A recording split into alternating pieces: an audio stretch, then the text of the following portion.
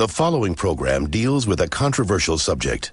The theories expressed are not the only possible interpretation. Viewers are invited to make a judgment based on all available information.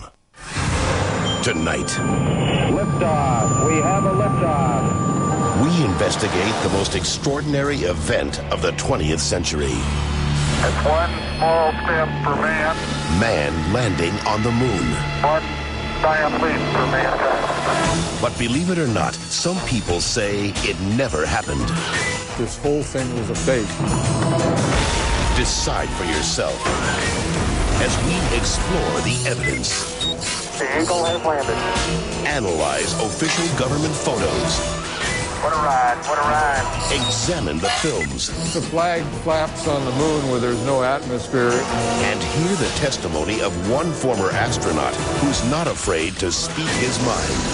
NASA could have covered it up. Could the government have orchestrated the deception of the century? NASA could have pulled off the greatest hoax of all time. You be the judge. On Conspiracy Theory, did we land on the moon?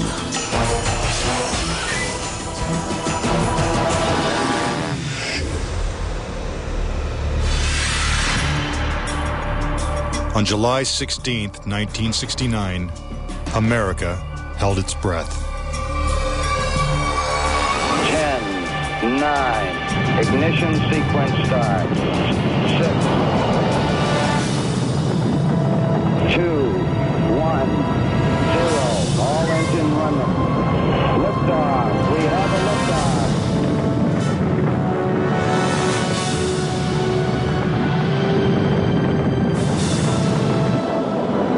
Apollo 11 blasted into space, beginning its 250,000-mile journey to the moon. During their 8-day voyage, the Apollo 11 astronauts saw spectacular views of the Earth, floated in a weightless environment, and supposedly went where no man had gone before. Guys looking good, down a half. Lights on, picking up some dust. 4 forward, drifting to the right a little. Contact light. Okay, engine stop. We copy you down, Eagle. Houston, Tranquility Base here. The Eagle has landed. But did it? Did they really land on the moon? Most of us think so. Millions of people watched on television as the lunar lander touched down, and these unforgettable words were spoken. It's one small step for man, one giant leap for mankind. But even today, there are those who claim that believing in man's one small step requires one giant leap of faith. Bill Kaysing was an analyst and engineer at Rocketdyne, the company that designed the Apollo rockets. There were many problems that evolved during the 60s that led people to believe that we're never going to make it to the moon.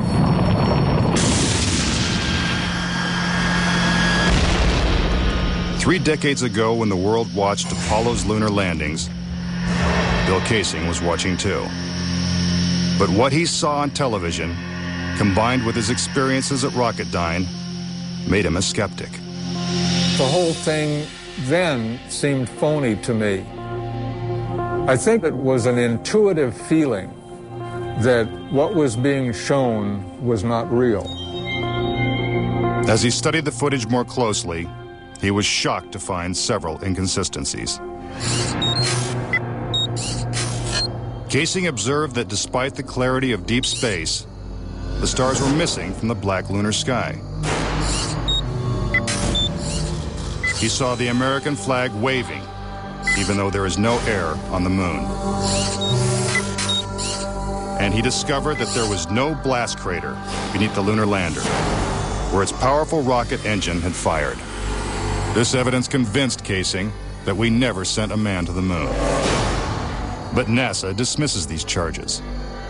There are always going to be people who believe some outlandish theories, and the notion that we somehow were able to fake the lunar missions is pretty outlandish. As outlandish as it might seem, it has been estimated that as many as 20% of Americans believe we never went to the moon. But how could anyone think that one of the greatest moments in human history is a hoax? Is it really possible that NASA deceived the world? According to a former astronaut, it's entirely possible. Regarding the Apollo mission, I can't say 100% for sure whether these men walked on the moon. Brian O'Leary was a NASA astronaut in the 1960s and served as a science advisor during the Apollo moon missions. It's possible that NASA could have covered it up just in order to cut corners and to be the first to allegedly go to the moon. Was getting to the moon first so important that our government would consider faking it? To find the answer, we have to go back 40 years to a time when America and the Soviets were locked in a struggle for world domination. People assumed that the nation that won the space race would win the Cold War. We defined that as being first to the moon. It was a time of more or less national hysteria. On October 4th, 1957, the Soviets terrified America when they sent Sputnik, the world's first satellite, into orbit. The New York Times had to publish an article explaining to Americans that it did not carry nuclear bombs that could be dropped on the city from that altitude.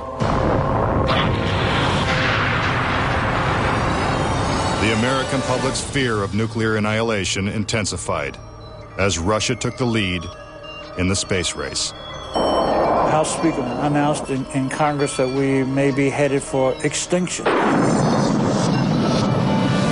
Many feared that the Soviet Union's ultimate goal was to put a missile base on the moon.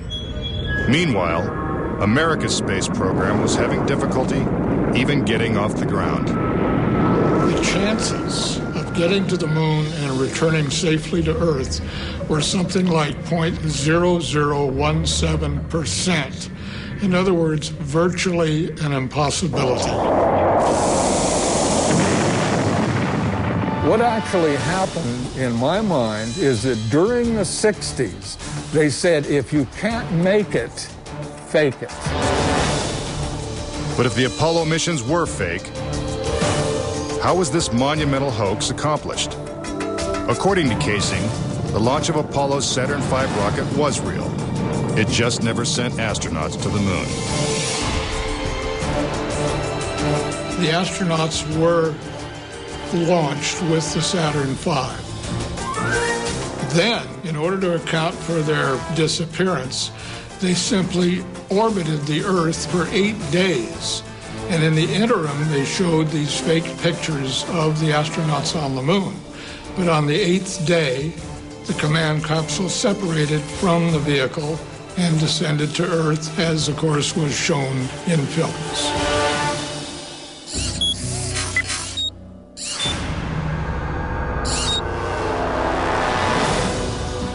This theory inspired the 1978 movie Capricorn 1, in which the government attempts to fool the world by faking a mission to Mars.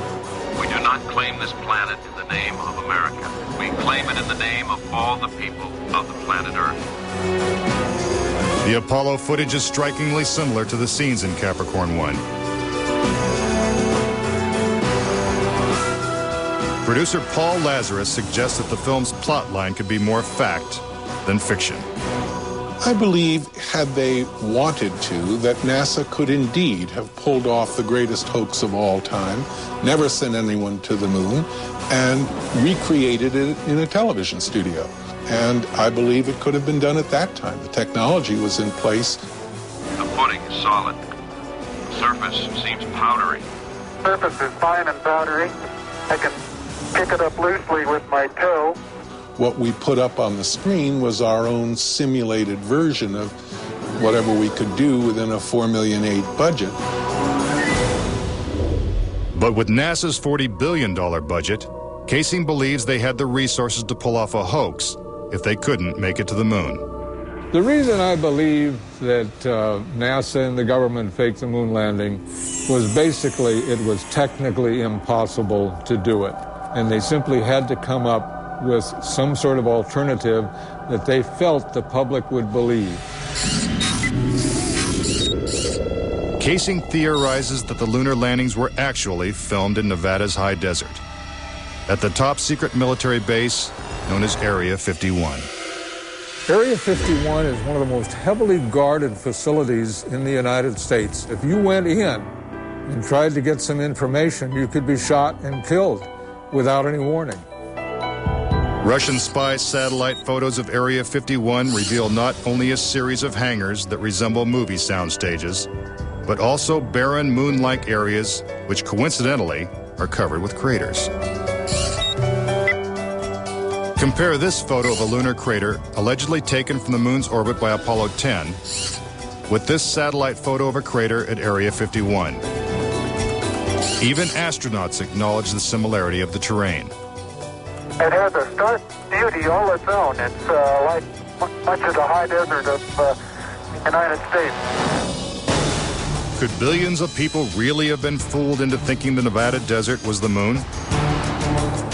Casing believes it's possible, and maybe the real reason Area 51 is so heavily guarded. This is a very secret base, and with good reason, because undoubtedly the moon sets are still there. And if they are, no one's getting a look at them anytime soon. Up next. Tranquility Base here. If the lunar module landed with 10,000 pounds of thrust, why is there no blast crater? Plus, was this footprint really made on the moon? And later, 10 astronauts die under strange circumstances. How far could the conspiracy reach? Find out when Conspiracy Theory returns.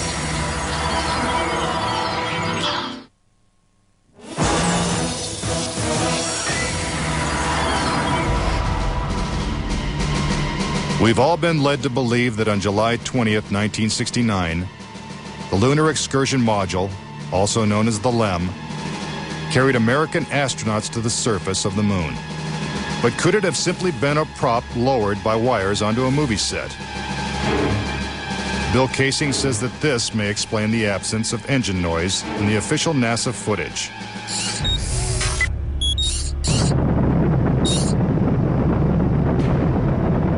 The noise level of a rocket engine is up into the 140, 150 decibel range. In other words, enormously loud. How would it be possible to hear astronauts' voices against the background of a running rocket engine? Picking up some dust. 30 feet, 2.5 down. Straight shadow. 4 forward, drifting to the right a little. Contact light. Okay, engine stop. Is this evidence that the footage is actually fake? A sequence shot in a controlled environment here on Earth? Just months before this historic landing, a prototype LEM was flight tested at Ellington Air Force Base. While NASA cameras record the test flight, Neil Armstrong struggles to control the unwieldy craft. Then, at approximately 300 feet, the lander flies wildly out of control. At the last second, Armstrong ejects.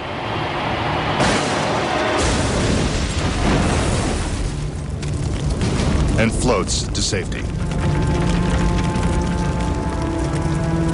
If the lander was so unstable and difficult to fly in the controlled environment of Earth, then how could the LEM land 6 times flawlessly in the alien environment of the moon? The LEM had a single engine mounted dead center, and then they had little push jets, thruster jets, a couple of them up on top. This was supposed to control their attitude as they came down. Well, I'll tell you a secret.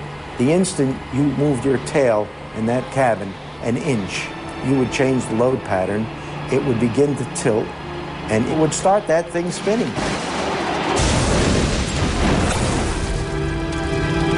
The arguments that have been arrayed on the side of those who believe that the lunar landings were a hoax are very elaborate, and they have to be to support a theory like this.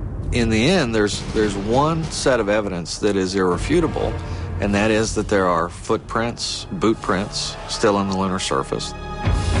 But conspiracy theorists say that the footprints themselves are suspicious.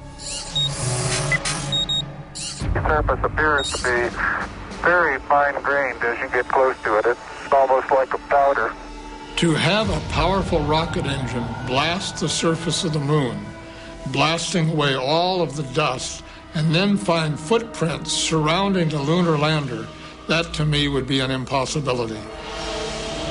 Photo after photo reveals that the lunar surface surrounding the LEM is covered with footprints.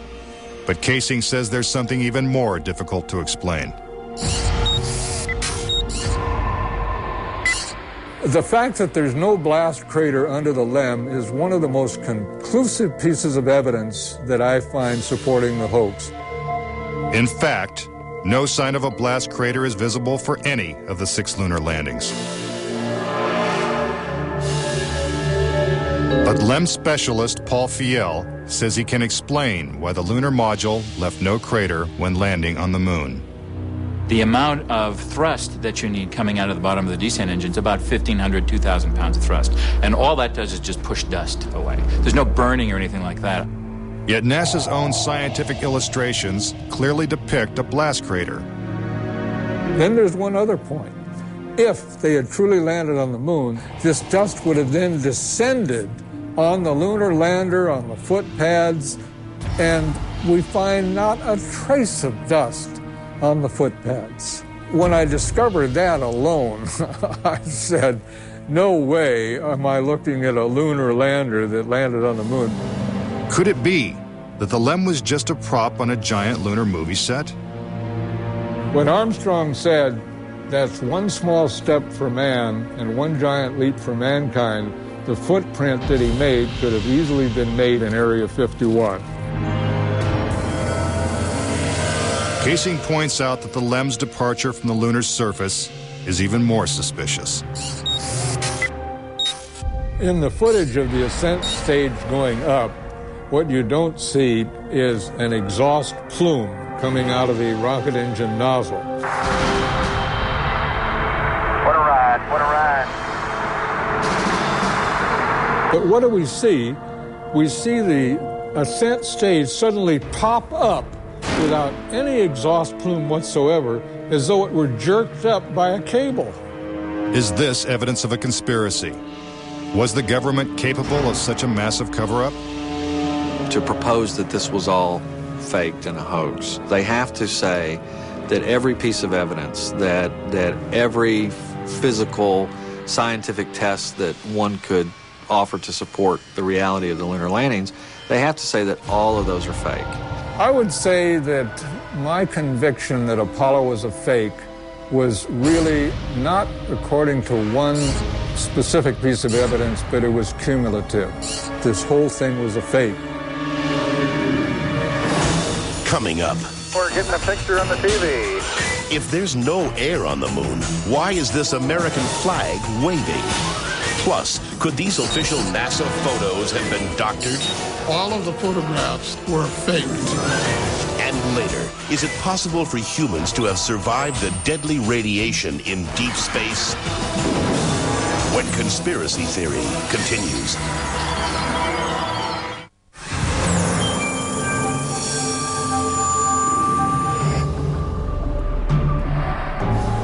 If the moon landings were actually filmed on a movie set, then where's the evidence? According to David Percy, an award-winning filmmaker and photographer, the proof is in NASA's own lunar photos and video. Our research suggests that images of the Apollo landings are not a true and accurate record. In our view, the Apollo pictures were faked. Many of the images are replete with inconsistencies and anomalies.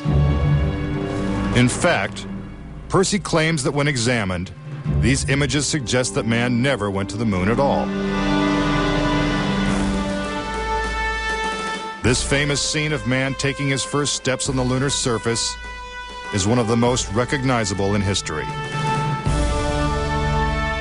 But why are such important images so grainy and hard to see?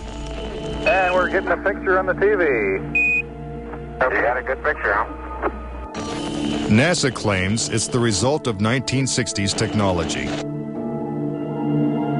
But if you go back and look at it, The Apollo 11 mission was some pretty awful video by today's standards. These were ghostly images. It just did not look very real at all.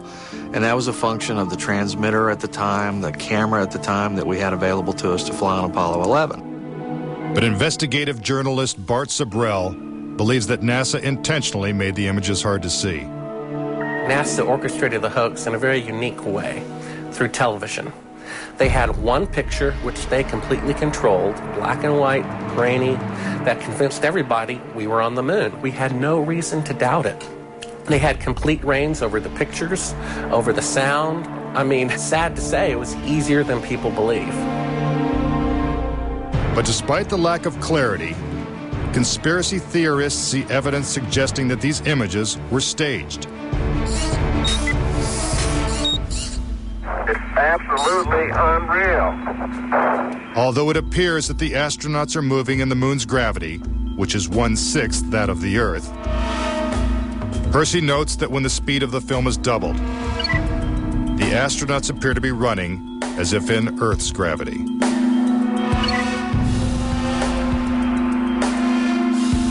Also, when the footage of the lunar rover is doubled in speed, it looks as if it's driving here on Earth. But there's another reason some believe the Apollo missions were shot on Earth.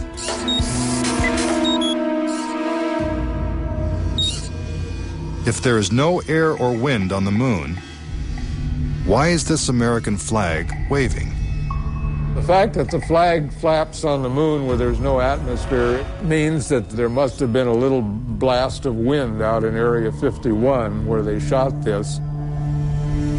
Could these questionable images simply be the result of astronauts struggling to plant the flag into the lunar surface? Or is there more going on than meets the eye? What about the still photography? Some say the design of the bulky spacesuits would have made it extremely difficult for the astronauts to operate their chest-mounted cameras. The man who designed these cameras is Jan Lundberg.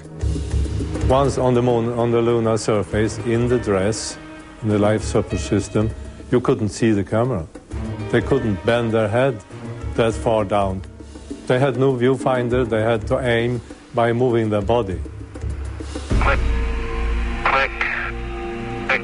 If the cameras were so difficult to manipulate, how were thousands of photos taken with crystal clarity and precise framing? The pictures that we see that allegedly were taken on the moon are absolutely perfect. But with closer examination, Casing says flaws begin to emerge. Unfortunately, errors were made which are now being discovered. Conspiracy theorists point out that lighting is a major flaw in the lunar photos. Case in point, on the moon, the astronauts' only source of light was the sun. They had no extra lighting, no flashes or things like that.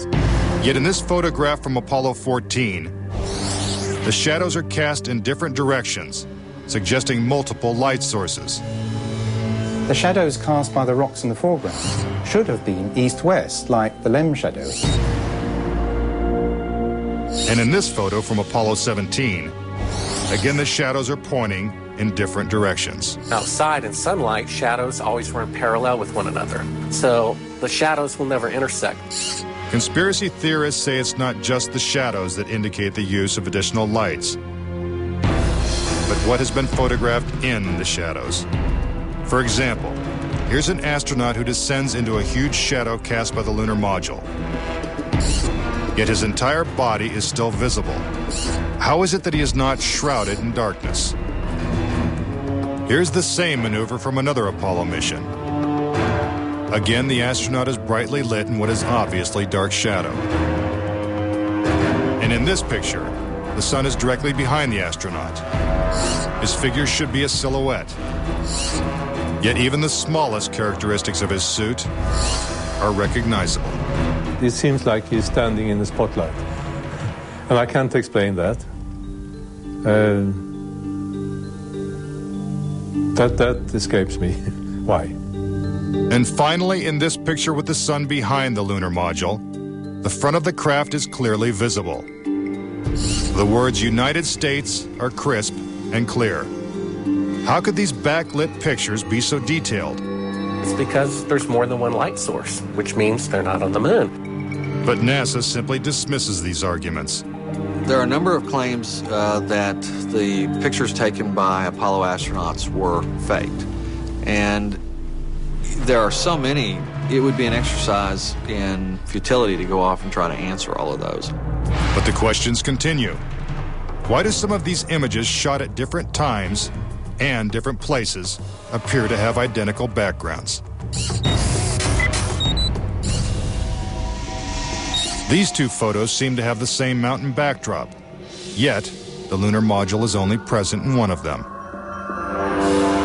Seemingly impossible, since the LEM never moved and its base remained even after the mission. What a ride, what a ride. Some suggest the same artificial backdrop was used when shooting two entirely separate pictures. Background discrepancies are also apparent in the lunar video. The best evidence are some pictorial anomalies in the photographic record of the trip to the moon. There is one for Apollo 16 where the same shot, the same hill, appears in 2 different days. This tape was shot on what was reported to be the first of Apollo 16's lunar excursions. But it couldn't pick a better spot. And this video was from the next day at a different location. That is the most beautiful sight. NASA claims the second location was 2.5 miles away. But when one video is superimposed over the other, the locations appear identical. The conspiracy theorists see that as evidence that we didn't go to the moon, that it was staged, and the opposite point of view is that it's a case of bad editing. It's absolutely unreal. Conspiracy theorists claim that even closer examination of the photos suggest evidence of doctoring.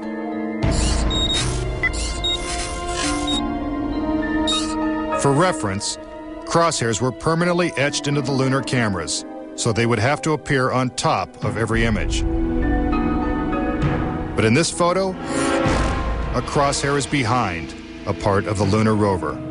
This situation is impossible and has to be the result of technical manipulation and doctoring of the image. And in this photo from Apollo 11, the equipment in the foreground is covering the crosshair, not behind it. And in another from Apollo 12, the American flag is covering one crosshair and the astronaut is covering the other. When presented with these questionable photos and videos, NASA refutes the conspiracy theories. Some range from incredibly complicated to incredibly goofy. There are arguments that are wrong optically, they're wrong physically, they're wrong scientifically, they're wrong historically.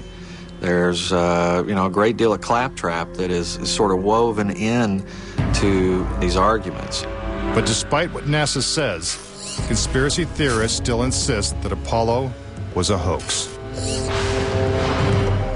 When I looked at all the pictures and all the footage, I'm absolutely convinced, I bet my life on it, that we didn't go to the moon. I know for a fact that we didn't.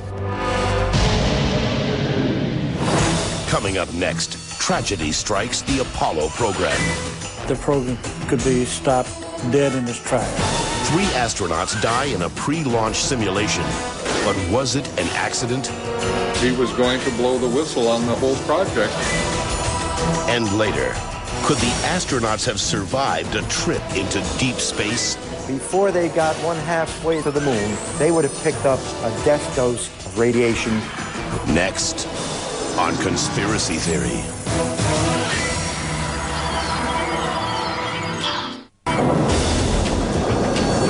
If what conspiracy theorists say is true, how could NASA perpetrate such a widespread hoax without someone from the inside blowing the whistle? Virgil Gus Grissom was selected as one of the original 7 astronauts. A family man and a veteran of several space flights, he was a national hero and was likely to be the first man to walk on the moon. But Grissom was also an outspoken critic of the space program and was quoted as saying, "Someone's going to get killed."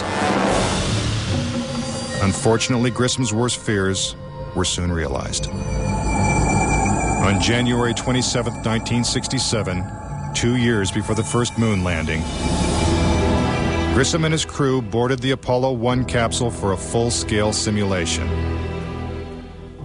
The problems began almost immediately. First, the capsule's communication systems failed. You copy? No, I didn't read you, Chuck, at all. I can't read you, Chuck. You want to try the phone? How do I get the moon? We can't talk between three buildings. I can't hear what you're saying. Suddenly, the capsule burst into flames with the astronauts sealed inside.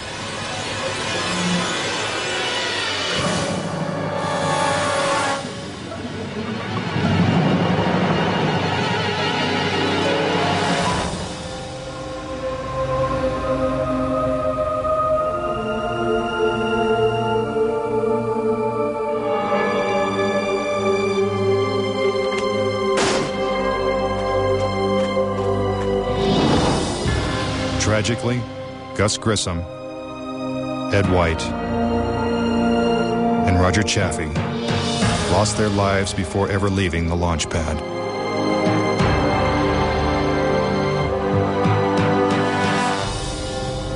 Gus Grissom's family believes the Apollo 1 fire was no accident. I think it was intentionally sabotaged by someone. It's been a question in my mind, what was found in the accident investigation and how was that handled? Was the CIA involved or whoever? But it was done intentionally. Grissom's family doesn't know who was responsible for his death or why it happened. But they say NASA knows the truth. Gus gave his life for this program, and I feel like that it is up to NASA to come forward and give us a direct answer to what really happened. Were Gus Grissom and the Apollo 1 astronauts victims of a tragic accident? Or were they intentionally silenced because they knew too much? We may never know. The cause of the fire is still a mystery, and the capsule remains locked away at a military base. But Grissom wasn't the only Apollo critic to meet with a suspicious and untimely death. Thomas Ronald Barron was a safety inspector during Apollo 1's construction. After the fire, Barron testified before Congress that the Apollo program was in such disarray that the United States would never make it to the moon. He claimed his opinions made him a target. Has there been any pressure on you by NASA? Nothing. We were, my wife and I were somewhat harassed at home when the first thing broke some time back, but it's going away now. As part of his testimony, Barron submitted a 500-page report detailing his findings. There was a real fear that the program could be stopped dead in its tracks. Then exactly 1 week after he testified, Barron's car was struck by a train. Barron, his wife, and stepdaughter were killed instantly. I believe that Thomas Ronald Barron was murdered because he had the truth to tell about the Apollo project. Barron's report mysteriously disappeared, and to this day, it has never been found. But the Apollo program continued, and so did the string of untimely deaths. Between 1964 and 1967, a total of 10 astronauts lost their lives in freak accidents. These deaths accounted for an astonishing 15% of NASA's astronaut corps. To keep something that's alive wrapped up and covered over, you've got to eliminate all the people that can talk about it. Could the government have gone this far to pull off such an elaborate hoax? NASA says it's impossible. There were probably 250,000 people who were directly involved in the Apollo program, and another 500,000 people beyond that. 750,000 people can't keep a secret like that. That's just not going to happen. But Bart Sabrell insists that most NASA employees knew nothing of the deception. Very few people at NASA knew. The thing is so departmentalized. You got the person building the bolts in Houston, or doing this in Seattle, or doing this in Florida. No one knows the full picture. So, you had no one seeing the full picture of anything except a handful of people. If the conspiracy theorists are right, and only a few people knew the whole story, then the truth may remain buried forever. When we return, could the astronauts have survived the deadly radiation of space? Getting them past the radiation belt would have been impossible. And a Russian cosmonaut breaks his silence when conspiracy theory returns.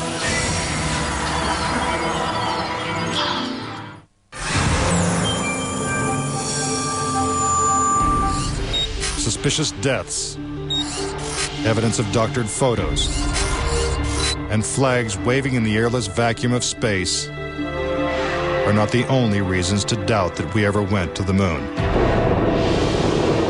Some say the astronauts could never even have survived the trip. The reason why they couldn't go to the moon is because of a phenomenon that few people know about called the Van Allen radiation belts. 500 miles above the Earth, these bands of intense radiation surround our planet and are thousands of miles thick. Any human being traveling through the Van Allen belt would have been rendered either extremely ill or actually killed by the radiation within a short time thereafter. Other than the Apollo missions, no other manned space flight has attempted to pass through this deadly radiation. Every manned mission in history, Gemini, Mercury, Skylab, the Space Shuttle, has been below the radiation belt, all except going to the moon. To protect the astronauts, the capsule would have needed 6 feet of lead shielding, according to physicist Ralph Rene. Obviously, the only shielding they had was the literally paper-thin outer hull of aluminum, and their suits consisting of glass fiber, some aluminum fibers, and silicon rubber. It's very interesting concerning radiation that the astronauts were protected by a thin film of aluminum when here on Earth they put a lead shield on us when they take a dental x-ray. Some theorize that if the Van Allen belts didn't kill the astronauts, even deadlier doses of radiation deeper in space would have. Violent explosions in the sun called magnetic storms flood space with intense radioactivity. A magnetic storm will come along, and that can increase the intensity of the radiation belts by maybe 1,000 times above what it was before. According to Rene, the Apollo 16 mission coincided with one of the sun's most intense storms ever recorded. Around the rotating sun came this immense flare, the biggest one of the 20th century. It went on for 3 or 4 days, all the while it's slowly rotating around. Although the effects of radiation are horrific, ranging from hair loss to cancer to death, the solar flares had no adverse effect on the Apollo 16 crew.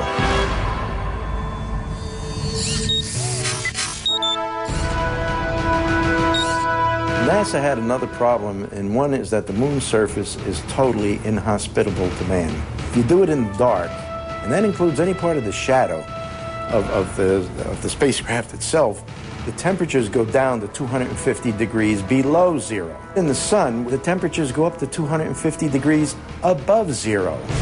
Rene also theorizes that the astronauts' liquid-cooled spacesuits could not have provided sufficient protection from the intense heat and radiation. But NASA maintains that this hypothesis is wrong. The claim that the radiation on the lunar surface would have incapacitated or hurt the astronauts, it's equal parts bad science and a bad understanding of how we went about designing the equipment. The spacesuits that they wore were incredibly tough and very resilient to lots of different things. If those suits do what NASA says they can do, then I want to see them suit up a guy or two, put him into 3 Mile Island, the pit there that's still hot, and have them clean up the mess. But they can't and they don't. The fact remains that no Apollo astronaut has ever suffered a serious illness from a trip to the moon.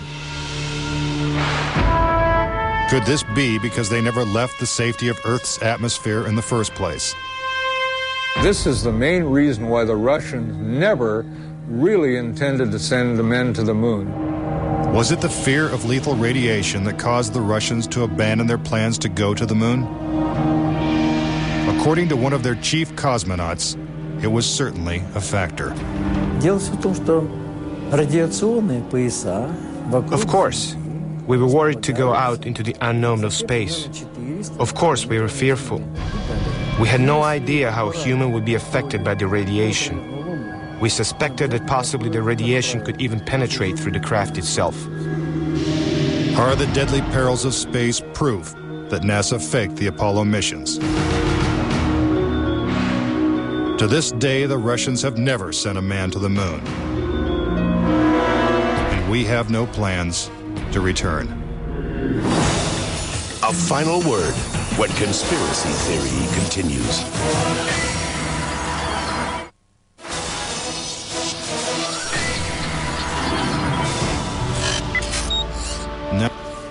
Various theories and explanations. Do you believe it's possible for our government to perpetrate such an incredible hoax? Is it conceivable that with its $40 billion price tag, the Apollo program was nothing more than the most expensive movie ever made? It is my personal belief, and I totally believe this after all the years of research I've done on this, that NASA never landed a man on the moon. I would say that anybody who believes that we did not go to the moon is an absolute nut. Anyone that wants to call me a kook or a nut or a crackpot, they're welcome to do that, but they're also welcome to go examine the evidence, which is everywhere. Bottom line, the United States went to the moon in the 1960s and the 1970s. End of story. Is there any way to put this controversy to rest once and for all? The only thing the experts agree upon is that the answer is 250,000 miles away. If NASA truly landed on the moon, remnants of the 6 successful Apollo missions would have been left behind. The base structures of the LEMs, the abandoned lunar rovers. Even the American flags would still be standing at each landing site. I would like to invite NASA and all of their supporters to simply take the most powerful telescope on Earth and see if there's a lunar lander there. If there's a lunar lander there, I'll never say another word about an Apollo hoax. If there's no lunar lander there, I'll rest my case. But no telescope exists that can examine the moon in such detail. Do objects from the Apollo missions remain on the moon in silent testimony? Or is the conspiracy theory true? In 2 years, Japan will send an orbiter to take close-up photos of the moon's surface. What will they find? Until then, the question remains, did we land on the moon?